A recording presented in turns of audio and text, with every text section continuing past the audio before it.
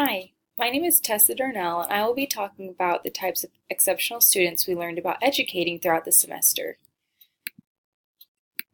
These students might have had learning disabilities, communication disorders, emotional and behavioral disorders, attention deficit hyperactivity disorders, intellectual disabilities, autism, blindness, TBI, hearing loss, or they could be gifted and talented.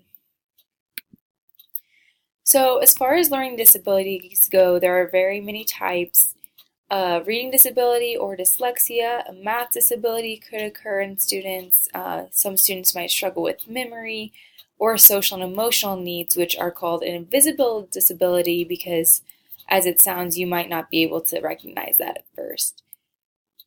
Some tips or tricks that teachers can use are graphic organizers, which help these students a lot, or teacher presentation cues, which are just kind of like cues that teachers use to keep these students on track or help them out throughout class. Communication disorders was specifically interesting to me since that is my major. Some of the disorders we talked about could be a language disorder, a speech or articulation disorder, which, unlike a language disorder, it's more about how to say the words instead of what words are being said. Apraxia, voice disorders, obviously having to do with the voice, fluency disorders, how fluent the speech is. Universal design for learning or different instruction that can help these students could also be graphic organizers once again. Social stories, which can be discussed with a speech pathologist, and an AAC, which is augmentative communication device.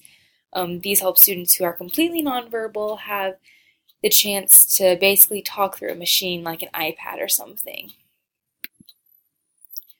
Emotional and behavioral disorders include anxiety, mood disorders, oppositional defiant disorder, conduct disorder, or schizophrenia. Each of these disorders are interesting because they can be diagnosed at different times. Like, for example, schizophrenia usually is not diagnosed until the child is much older. There are different ones like mood disorders and conduct disorders, which will be definitely obvious in the classroom setting with other students. And anxiety could be something smaller, such as like biting nails or nervous tics, not doing as well on certain tests. So each of these is just really unique and comes in different forms. Some things that help these students are clear boundaries. They really need to know what's right and what's wrong. Relationship is super important. Mrs. Musil taught us a lot about that. That really should be the first thing acquired in the year, between teacher and students, and also in between students, like with each other. And then social and emotional learning is just like learning these skills, and we learned a lot about how to help and teach them how to basically behave and function well. Attention deficit hyperactivity disorder. So these characteristics could be inattentiveness, impulsiveness, or impatientness, which will also be very obvious when going over curriculum or different lessons. Things that could help this is really sticking to a schedule. Seating could help this, and this could either mean seating students with certain students that help them grow and stay focused, and a lot of the times this might mean just different seating. So like sitting on a bouncy ball, sitting on chairs that have different bottom, like that kind of help balance, or accountability, which is checking in with different teachers, basically keeping them accountable for their actions and how they display their moods. So intellectual disabilities also cover a wide range of things. This could be Down syndrome, which is genetic, or it could be acquired. Some characteristics include practical and social skills. They might not be there. They might have to really work hard to learn those. Memory is usually not great, so that's another thing that needs to really be worked on with them. IQ, that's usually lower in these students. They usually need help staying on task and like also help with generalization. The universal design for learning, like some different things you could do to teach them. Use a para, which is like kind of an assistant teacher, really walks them through things or just even keeps them focused. E-readers can help them, just like a little extra help with reading, may keep them focused.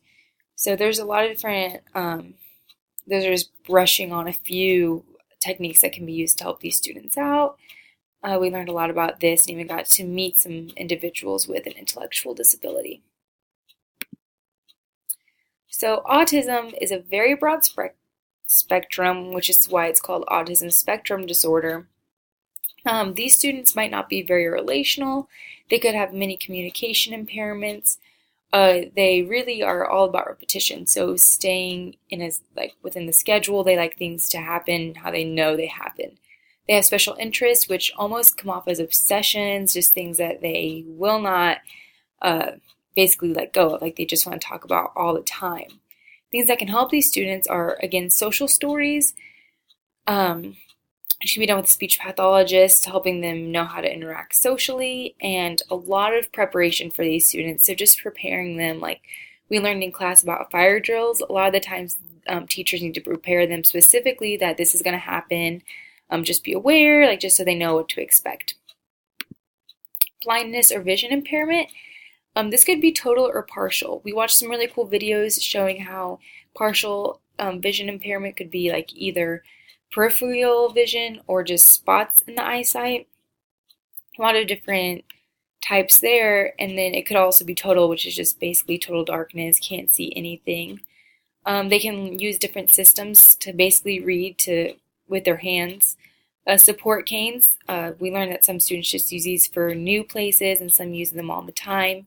Specific shapes and colors, we learned about a student who had different shapes and colors on his microwave to help him know which buttons to push. And positioning of schoolwork was also very different. He had to have it slanted up toward him so he could see exactly in his prime vision. TBI, or traumatic brain injury, has many characteristics, can show up in many different forms. These might come off as impulsive behaviors, memory deficits, shortened attention span, and information processing speed. So just an impact on the speed it takes to do things or amount of time they can stay focused, basically. These are just a few of the symptoms that could pop up and effects that happen from a TBI. Some things that help these students are a quiet environment. They might easily get distracted or even just get headaches really easily from their TBI. The adapted test, really multiple choice, is the best way to do this and is really beneficial to their learning. Frequent breaks, it kind of goes back to their memory deficits or attention span. That's just really helpful to them. And hearing loss is also particularly interesting because that's kind of what I learned about. We learned about students who communicate via sign language. They might lip read. They could even keep to themselves, and people might not even realize they have a hearing impairment for a long time. They just say, oh, they're quiet. A hard time keeping up with peers in school, obviously. It's just so much harder to depend completely on lip reading or a kind of hearing than if you can have a conversation hearing 100% and replying at 100% also. A sound field amplification system helps them a lot. This is basically a system where the teacher can talk to these students through a microphone, and this is really beneficial for students who just have partial hearing loss and are not fully deaf. Seating arrangements, so they can see the teacher read their lips much better, could be really helpful. And teacher awareness of this, so basically just being aware that the student might take longer to do things and that they need to be spoken directly to instead of other students who can sit anywhere with a whole class and understand what's going on. Gifted and talented students.